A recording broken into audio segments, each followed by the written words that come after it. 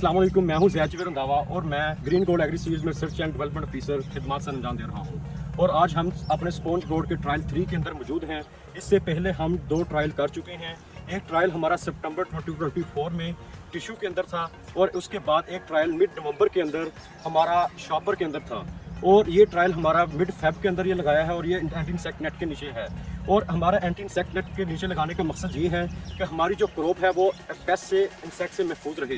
जैसा कि इस मौसम में बहुत ज़्यादा इंसेक्ट पेस्ट का अटैक होता है, जिसमें fruit fly, white fly, aphid जैसर का बहुत ज़्यादा अटैक होता है और जिससे हमारे जो पेस्टिसाइड का यूज़ है वो बहुत कम हो जाता है और जिससे हमारी जो क्रॉप की क्वालिटी है और फ्रूट की क्वालिटी वो बेहतरीन होती है।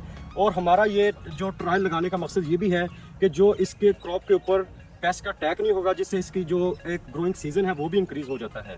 ट्रायल लगाने का मकसद ये है कि हमारी जो वैरायटी है वो हर मौसम के अंदर, हर टिश्यू, एंटी इंसेक्ट नेट और शॉपर के अंदर, हर चीज़ के अंदर हम एक वैरायटी को ट्रायल करें और बेहतर से बेहतरीन वैरायटी मार्केट के अंदर मुतारफ़ करवाएं। Green gold is the dream gold.